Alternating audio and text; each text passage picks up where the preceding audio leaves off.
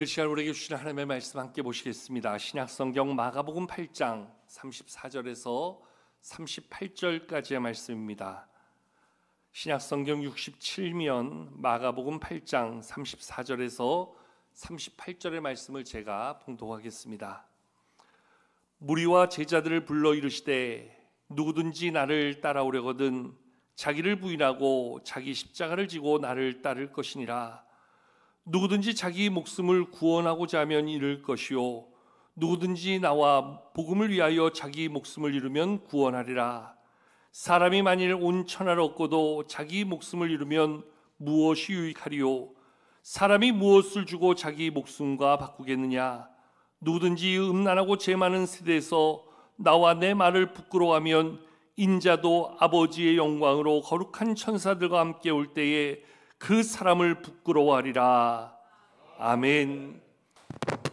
6월은 나라 사랑의 달입니다. 이 땅에 주신 내 조국 우리나라를 사랑하는 마음으로 특별히 믿음의 선배들이 어떠한 신앙의 삶을 살아갔는가 우리가 한번 살펴보고자 합니다. 우리의 반만년 우리 민족의 역사를 살펴보면 참으로 많은 외세의 침략이 있었고 그로 인한 많은 고난이 이 땅 가운데 있었던 것을 볼 수 있습니다. 특별히 근대기에 우리는 나라의 주권을 일본 제국에 빼앗기고 식민 통치의 역사 속에서 많은 신앙적 탄압을 받으며 살 수밖에 없었습니다. 또한 해방 이후에 짧은 자유를 우리가 누리며 살다가 결국 이념의 분쟁으로 인해서 형제를 향하여 총뿌리를 겨눠야 되는 전쟁의 아픔을 겪기도 했습니다.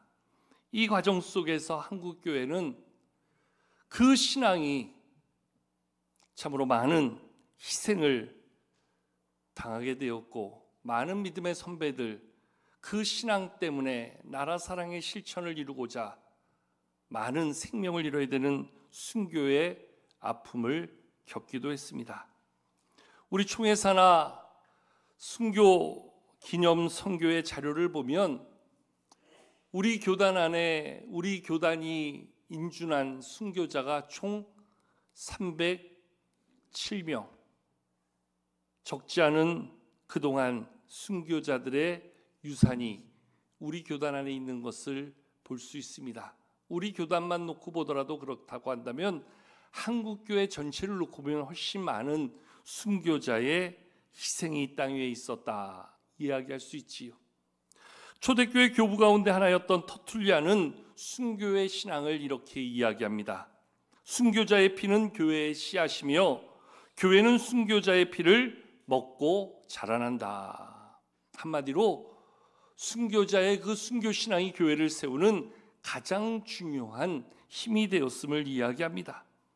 오늘의 한국교회가 세워지기까지 근대기에 많은 순교의 희생이 있었지만 결국 그 순교의 피가 한국교회를 세우고 오늘의 우리에게 신앙의 유산을 세워주는 가장 중요한 힘이 됐다 이렇게 이야기할 수 있다는 겁니다. 특별히 그 가운데서 가장 모든 사람들에게 주목받는 두 명의 순교자를 이야기한다면 우리는 오늘 말씀을 나눌 소양 주기철 목사님 그리고 다음 주에 말씀을 나눌 산돌 손양원 목사님 두 분을 이야기할 수 있습니다. 오늘 일부 예배를 드려놨더니 주기철 목사님 사진 한번 봤으면 좋겠습니다 하는 분들이 계시더라고요. 사실 인터넷 검색하면 다 나오는데요. 그래도 예배 가운데 한번 그 얼굴을 보는 게 좋을 것 같아서 한번 보여주셨으면 좋겠습니다. 이분이 소양 주기철 목사님. 이 소양이라는 것은 하나님의 어린 양 그런 뜻을 담은 호이고요. 또 우리 손양원 목사님 한번 사진 보여주시기 바랍니다. 손양원 목사님은 산돌, 살아있는 돌 그러한 의미를 담아서 우리 손양원 목사님 이 두 분이 모든 분들의 순교도 귀하지만 특별히 한국교회 큰 신앙의 유산을 남겨주고 있는 그러한 순교자로 이야기되어지고 있습니다. 특별히 주기철 목사님 그분의 신앙을 이야기한다면 일사각오의 신앙이다. 즉 일사 한 번 죽는 것을 두려워하지 않고 오직 하나님을 따르며 믿음으로 살겠다 하는 의미를 담아서 일사각오의 신앙으로 순교의 길을 걸어가신 분이 소양 주기철 목사님입니다. 주기철 목사님의 삶에 대한 영상이 하나 있어서 잠시 보고 말씀을 이어가도록 하겠습니다. 영상을 함께 보시겠습니다. 1897년 평양의 부흥이 시작되기 꼭 10년 전 경상남도 창원군의 한 시골 마을에서 주기철 목사가 태어났다. 형님, 아무리 멀어도 같은 조선 땅 아닙니까? 절 꼭 오산학교로 보내주세요. 네? 웅천에서 보통학교를 졸업한 주기철 목사는 오산중학교에 남다른 나라 사랑과 민족 정신의 감명을 받아 형을 졸라 평안북도에 있는 오산중학교로 진학했다. 이 나라를 위해 우리가 무엇을 해야 하겠습니까? 여러분, 지금 이 나라는 우리 민족을 위해 목숨을 바칠 지도자를 필요로 합니다. 오산학교에서 만난 고당 조만식 장로와의 인연은 그에게 나라를 향한 뜨거운 애국심을 심어주었을 뿐 아니라 훗날 그를 평양 상정형 교회로 가게 하는데 결정적인 역할을 하게 된다. 이 모든 게 하나님의 섭리였으리라. 이후 청년 주기철은 연희 전문학교에 진학을 하지만 지병인 안질이 악화되는 바람에 공부를 중단하고 고향으로 돌아가게 되고 그 일을 계기로 그는 생각지 못했던 인생의 새로운 장을 시작하게 된다. 낙향 후 고향에서 3.1운동을 주도하던 그는 친구와 함께 우연히 마산의 한 교회 부흥회에 참석하게 되는데 자네도 꼭 와야 하네. 부흥회라 처음이지만 왠지 자꾸 마음이 가는걸? 그때 부흥회를 인도했던 목사가 바로 당대의 부흥사 김익두 목사였다. 부흥회 세 번째 날, 성령 충만함을 받아 십자가의 복음을 위해 일하는 것이 참 애국이요 나라를 구하는 일입니다. 성령을 받으시오. 오 하나님, 나의 하나님. 처음으로 뜨거운 성령 체험을 한 주기철은 이날을 계기로 목사로서의 헌신을 다짐한다. 이후 그는 평양에 있는 평양신학교에 입학. 3년 뒤 신학교를 졸업하고 정식으로 목회 사역을 시작하는데 무사히 이 신학 공부를 마치게 해주신 하나님께 모든 영광과 감사를 올려드립니다. 부산 초량교회에서 시작해 마산 문창교회로 옮겨 총 11년간의 목회 기간 동안 주기철 목사는 경남노회 부회장, 회장직을 섬기며 신사참배 반대에 대한 태도를 누구보다도 확고히 다졌다. 지금으로부터 우리 경남노회는 신사참배를 반대할 것을 결의하는 바입니다. 1928년 경남노회 부회장을 맡고 있을 때 신사참배 반대 결의안을 정식으로 결의, 일본 제국에 대한 첫 번째 도전장을 냈을 때 그의 나이 겨우 30대 초반이었다.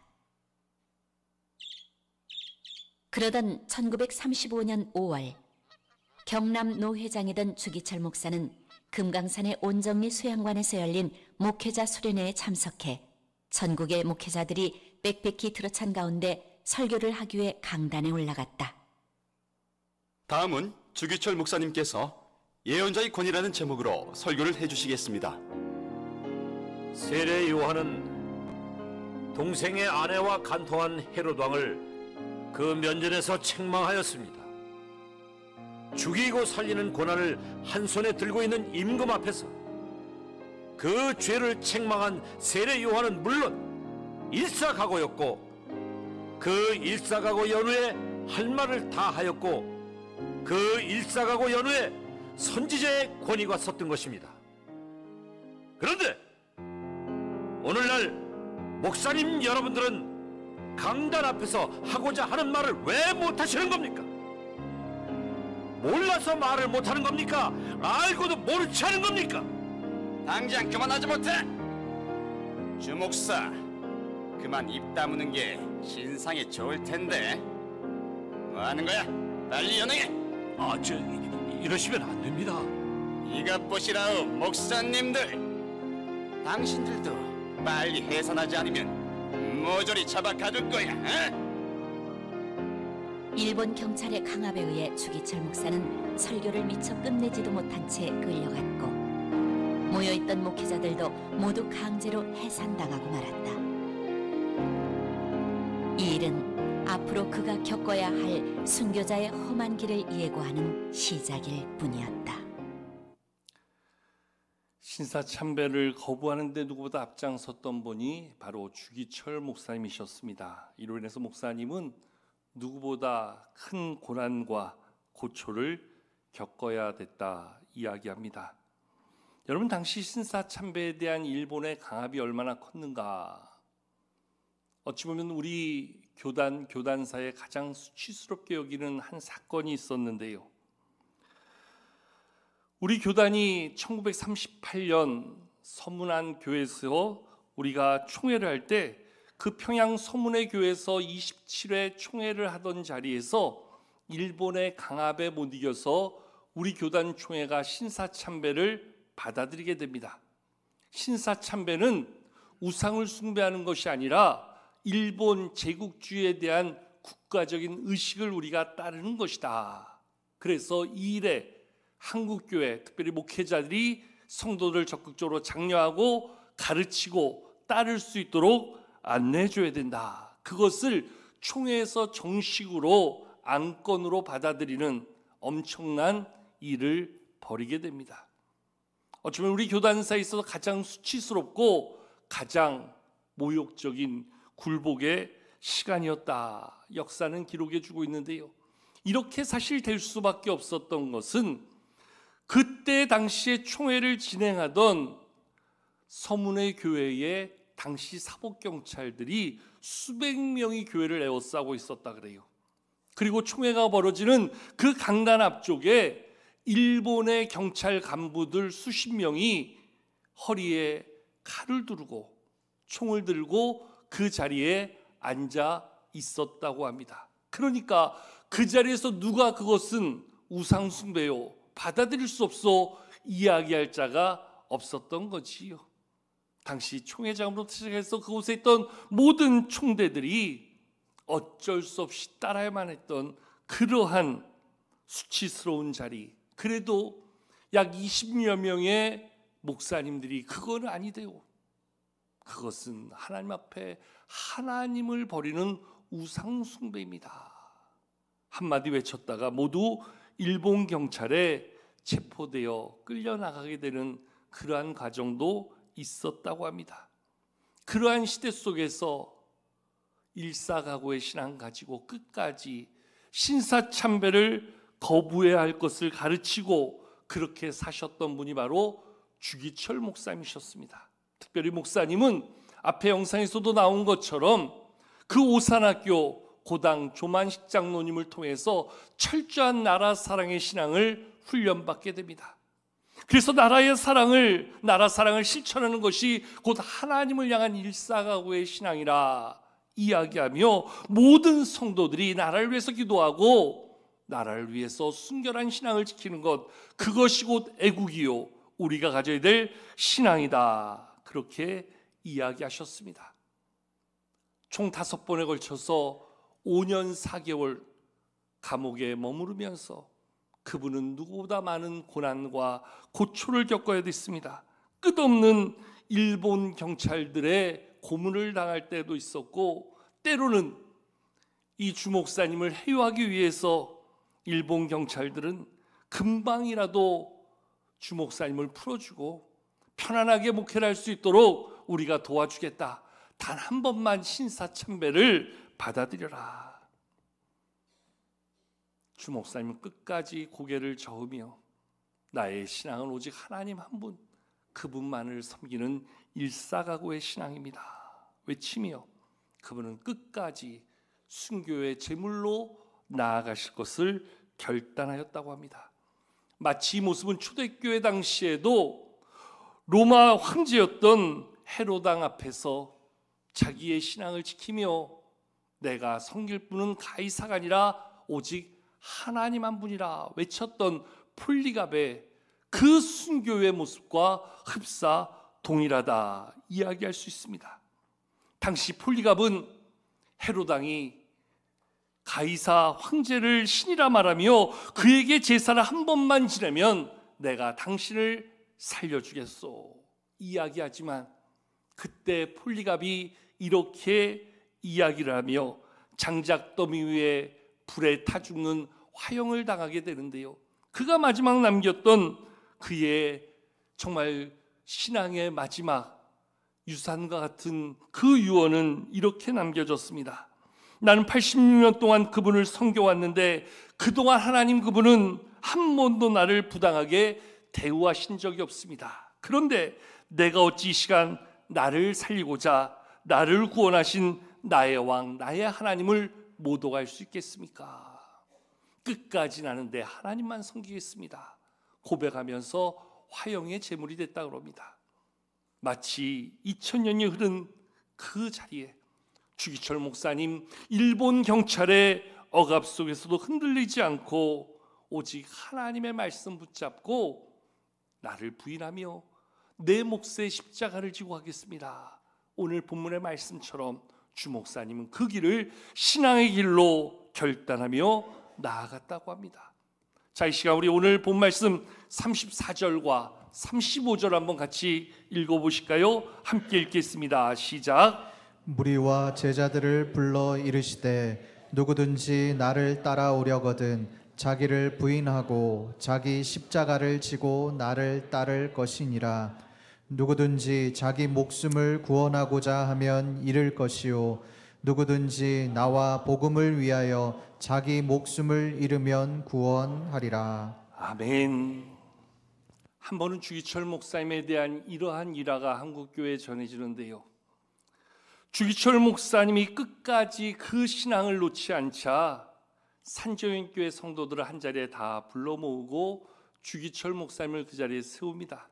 그리고 일본 경찰이 그 당시 산조인교회 성도를 향해서 그 앞에 놓여있는 널판지에 박아놓은 그 묵기를 펼쳐 보이면서 예수를 부인하는 자는 이 자리를 피할 수 있게 할 것이며 끝까지 예수 믿겠다고 고집하는 사람들은 이 모판 위를 걷게 하겠다 엄포를 내립니다. 모든 성도들 그 모판 앞에서 부인할 수도 또한 그 길을 걸어갈 수도 없어 주저하는 그 상황에 먼저 주기철 목사님 그 모판 위에 발을 내딛게 됩니다. 그곳에 발을 딛자 발바닥으로부터 시작해서 찔린 못이 발등을 통해서 뚫어져 나오며 거기서 피가 솟구치고 그것을 보는 모든 성도들이 오열하면서 목사님을 바라보는데, 목사님 저 멀리 하늘을 바라보면서 그때 찬송하였다 그럽니다. 그때 불렀던 찬송이 오늘 예배 가운데 우리가 불렀던 찬송가 338장 내 주를 가까이 하게 하면 십자가 진 같은 고생이라. 특별히 3절 가사에 그런 찬송이 나오지요. 천성에 가는 길 험하여도 생명길 대나니 은혜로다. 목사님 이 찬송을 부를 때 모든 성도들이 함께 무릎을 꿇고 그 찬송을 따라 부르며 그 모판 위를 다 걷고 쓰러진 목사님을 부둥켜 안고 울었다고 합니다. 여러분, 죽기를 각오한 자만이 걸어갈 수 있었던 그 길, 십자가의 길, 끝까지 내 생명 다하도록 나는 예수님 부인할 수 없습니다. 그게 바로 우리 가운데 보여주신 주기철 목사님의 신앙의 삶이었다 이야기합니다. 사실 여러분, 주기철 목사님도 우리와 같은 연약한 한 사람에 불과할 뿐이었지요. 그럼에도 불구하고 주 목사님이 어떻게 끝까지 그 신앙을 지켰는가. 주기철 목사님 감옥에서 그 모진 고난 속에서도 그 신앙을 지킬 수 있던 비결을 그분은 하나님이 내게 주신 기도가 있었기 때문이다 이야기합니다. 그분이 늘 드렸던 5가지의 기도가 있었다 그래요. 그래서 그 기도를 5종목의 기도, 5가지 제목의 기도라 이야기하는데요, 내용은 대략 이렇습니다. 첫 번째, 죽음의 권세를 이기게 하옵소서. 여러분, 이 땅을 살면서 죽음이 두렵지 않은 사람이 어디 있겠습니까? 죽음의 문턱 앞에서 그 죽음을 놓고 편안하고 안일하게 생각할 사람 아무도 없지요. 아마 그 마음은 주기철 목사님도 동일했던 것 같습니다. 그래서 목사님 더 간절히 기도했다고 합니다. 하나님, 일사각오의 신앙으로 이 믿음 지킬 수 있도록, 죽음 앞에서 내 신앙 버리는 일 없도록 나를 지켜주옵소서. 그게 늘 목사님의 첫 번째 기도 제목이었다고 합니다. 두 번째 기도 제목, 장기간의 고통을 이겨내게 하옵소서. 내게 주어진 그 고문의 시간들, 칼로 베고 불로 지지는 고문 한두 번으로 끝난다면 이기겠지만 하루, 이틀, 한 달, 두 달, 1년, 10년 계속되어지는 고통 내가 어찌 감당하겠습니까? 하나님, 나를 도우셔서 끝까지 이겨낼 힘과 용기를 주시옵소서 기도했다고 합니다. 세 번째, 늙으신 어머니, 사랑하는 아내, 그리고 생때 같은 자녀들, 또 교회와 성도들, 하나님, 저들을 지키시옵소서, 저들을 도와주시옵소서. 감옥에 있는 내가 아무것도 할 수 없으니 하나님이 지켜주시고 보호하시는 하나님의 손길 있는 가족들, 성도들 되게 해주소서. 늘 목사님 기도했다고 합니다. 네 번째, 그분의 기도는 의에 살고 의에 죽게 하옵소서. 한 사람이 나라의 시민으로서 가져야 될 충절의 의가 있고, 부부가 되어서는 정절의 의가 있듯이 이 시간 그리스도인은 주님께 대한 순결의 믿음의 의가 있어야 하니 이 의를 끝까지 지키며 의 가운데 살게 하시고 그 의 앞에서 죽게 하옵소서 기도하였다고 합니다. 마지막 다섯 번째, 내 영혼을 주님께 부탁드립니다. 십자가의 예수님처럼 자기의 영혼을 주 앞에 내어놓고 하나님 바라보며 끝까지 믿음으로 살아가는 자 되게 달라고 목사님 기도하셨다고 합니다. 여러분, 가만히 보면요, 주기철 목사님 삶을 보면서 좀 한편으로는 어리석다 싶은 마음이 듭니다. 적당히 타협하면 되는데, 적당히 받아들이면 되는데 왜 끝까지 그렇게 그것을 고집하며 살았을까? 그것 고집하며 살다가 어떻게 될 것을 뻔히 알면서도 왜 그분은 그렇게 사셨을까? 한마디로 이야기하면 일사각오의 신앙이었지요. 내게 구원의 은혜를 베풀으신 하나님 앞에 내 생명 바쳐 이 믿음 지키리라. 하나님의 뜻, 하나님의 영광을 이루며 살겠습니다. 끝없는 회유와 반복되는 유혹 앞에서도 주 목사님은 자기의 신앙을 지키기 위해서 끝까지 일사각오의 신앙만을 외치셨다고 합니다. 여러분, 오늘 우리는 어떻습니까? 조금 더 쉽게 가려고, 조금 더 편하게 믿으려고 우리의 예배를, 우리의 신앙을, 우리의 사역을, 우리의 직분을 얼마나 적당히 채워가려고 합니까? 어쩌면 오늘 우리의 신앙과 오늘 주 목사님의 신앙을 비교해보면 너무나 부끄러운 모습이 오늘 우리의 모습이 아닌가 생각해보게 됩니다. 주기철 목사님 한 번만이라도 이 적당이라는 말을 용인했다면 그분의 신앙을 오늘 우리는 그렇게 일사각오의 신앙으로 말할 수 없었을지 모릅니다.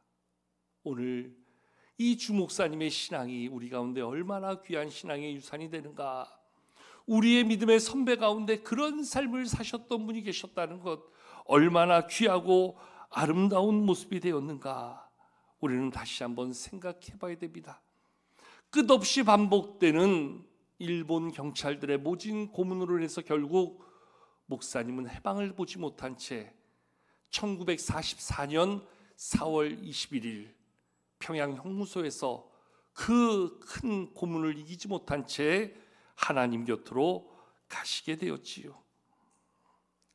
생전에 그가 보여줬던 하나님만을 향한 신앙, 나라 사랑의 실천, 앞서도 언급되어진 것처럼 3.1운동을 주도하는 일에 앞장섰고 늘 교회 앞에 나라 사랑의 실천을 담아 이 땅을 품고 기도하셨던 목사님의 그 모습 얼마나 귀한 모습인지, 주기철 목사님의 생전의 삶을 기억하고 알기 위하여 그가 태어났던 지금 경상남도 창원, 그때는 웅천이라 불리는 곳에 경상남도에서 땅을 지원해주고 지금 우리 교단 경남로에서 돈을 출원하여서 기념관을 세우게 되는데요, 그 기념관 입구에 이런 글귀가 쓰여져 있습니다. 항일 독립운동가 주기철 목사 기념관. 그냥 순교자 주기철 목사 기념관이 아니라 항일 독립운동가, 이렇게 그 이름이 명시되어져 있습니다. 그만큼 이 땅의 독립을 위해서 나라 사랑을 삶으로 실천하여서 2007년 11월 이 땅의 운동가로 우리나라에서 그분을 세우셨고 건국훈장 독립장을 수여하셨습니다. 지금도 주기철 목사님의 유해는 서울 현충원에 안장되어 있지요.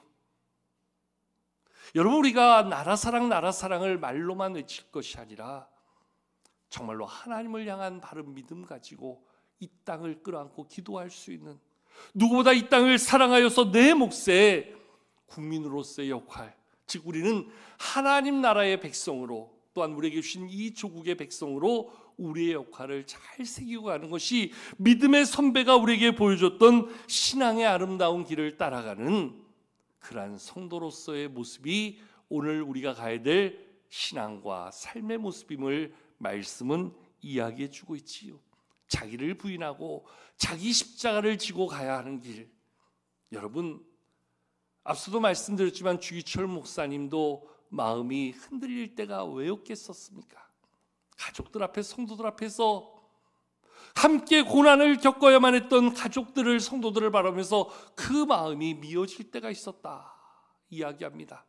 한 번은 이 주기철 목사님의 아내인 오정모 사모님을 경찰이 잡아서 주기철 목사님이 본 앞에서 면전에서 고문을 가하여 이 사모님이 실실할 지경이 됩니다. 주기철 목사님이 정말로 끊어지는 마음을, 그 아픔을 담아서 그 사모님을 바라보는데 나중에 정신을 차린 사모님이 목사님에게 이렇게 권면했다고 합니다. 목사님, 끝까지 이겨내셔야 합니다. 이 감옥을 나오실 때 목사님은 살아서 나오는 자가 아니라 죽어서 나오는 분이 돼야 됩니다. 목사님이 외치셨던 일사각오의 신앙으로 승리하셔야 됩니다. 나도 그렇게 하겠습니다. 목사님이 그 신앙을 지킬 때 우리 성도들이 그 신앙을 지키고, 우리 성도들 통하여 한국교회가 이 신앙을 지킬 수 있는 모습이 될 수 있습니다. 목사님이 그렇게 하셔야 됩니다. 그 사모님도 대단하시지요. 결국 그 사모님의 권고대로 목사님 마지막 호흡까지도 이 땅에서 하나님을 오직 외치며 그 삶을 다하셨다고 합니다. 그 당시 산자연교회 장로님이셨던 고당 조만식 선생님이 주기철 목사님을 초청하여서 산자연교회 담임 목사로 세우게 되는데요, 약 7년여의 시간 동안 산자연교회 목회할 동안 거의 3분의 2 이상을 감옥에서 5년 4개월 동안 옥고를 치르게 되어지지요. 그럼에도 불구하고 그분의 신앙의 정신, 그 신앙의 유산이 오늘 우리에게까지 이어져 오늘의 한국교회를 세우는 놀라운 축복이 되었다. 요한복음 12장에 말씀하고 있는 것처럼 하나님의 일이 땅에 떨어져 그 열매가 죽음으로 이 땅에 많은 생명의 역사를 이루게 된 그 삶의 흔적이 바로 주기철 목사님을 통해서 이루어지게 되었다 이야기할 수 있지요. 어쩌면 오늘 한국교회의 아름다운 이 신앙의 유산이 그러한 순교의 희생을 통해서, 믿음의 선배들이 보여줬던 순교의 신앙을 통해서 우리 가운데 이어지게 되었고, 그 신앙의 유산을 가지고 살았던 주기철 목사님의 후손들, 참으로 많은 그러한 고난의 시간을 겪기도 했지만 그분의 아드님 주강주 장로님 영락교회 장로님으로 한국교회를 세우는데 놀라운 공헌을 했고, 그리고 그 손자되는 주승중 목사님 지금 주한교회를 목회하면서 오랜 시간 장신대에서 예배 설교학 교수로 지내시다가 지금은 우리 교단을 대표할 만한 교회에서 목회하시고, 그 외에도 많은 후손들, 산업연구원 원장을 지내신 주연이라는 분, 또 전 흥국증권 사장을 지낸 주원, 이분도 다 주목사님 가문의 후손들이라고 합니다. 손녀들 중에는 목회자의 사모로 사시는 분들도 여럿 있으시고요. 하나님께서는 그러한 믿음을 가지고 사는 자의 자손들을 이렇게 복주시는 놀라운 증거를 주목사님 가문을 통해서 우리에게 보여주신다 이야기할 수 있지요. 여러분, 믿음의 선배들이 그토록 지키고자 했던 일사각오의 신앙으로 보여줬던 삶의 유산을 이제 교회는 우리에게 맡겨주었습니다. 어찌 보면 우리의 손에 들려진 믿음의 바톤을 가지고 우리는 지금 어떠한 믿음의 경주를 하고 있는가, 또한 우리에게 주어진 이 믿음의 바톤을 우리는 우리의 자녀들에게, 우리의 후손들에게 어떻게 전달하려고 준비하고 있는가. 이 나라 사랑의 날에 다시 한번 우리의 신앙을 나라 사랑의 신앙으로, 또 한국교회를 품는 믿음으로 다시 한번 우리를 돌아보게 됩니다. 신앙의 유산을 잘 물려주기 위해서 먼저 우리 자신이 부끄럽지 않은 믿음의 경주를 잘 이어갈 수 있도록 다시 한번 우리를 돌아보는 시간이 필요하고, 믿음의 선배들을 통해서 우리가 배워야 될 신앙의 유산은 무엇인가 다시 한번 점검함으로 주님 앞에 가는 그날까지 우리의 자녀들에게 물려줄 아름다운 신앙의 유산을 다시 한번 되새기는 데 힘쓰는 이 6월 한 달이 되어야 될 줄로 믿습니다. 주기철 목사님이 보여주신 일사각오의 신앙, 생명 다하죠. 내 생명 다하도록 오직 하나님 한 분만을 믿고 따르며 나라 사랑의 실천을 이뤄가는 데 힘쓰는 우리가 되겠습니다. 다시 한번 결단할 수 있는 우리 모두가 될 수 있기를 주의 이름으로 축복합니다.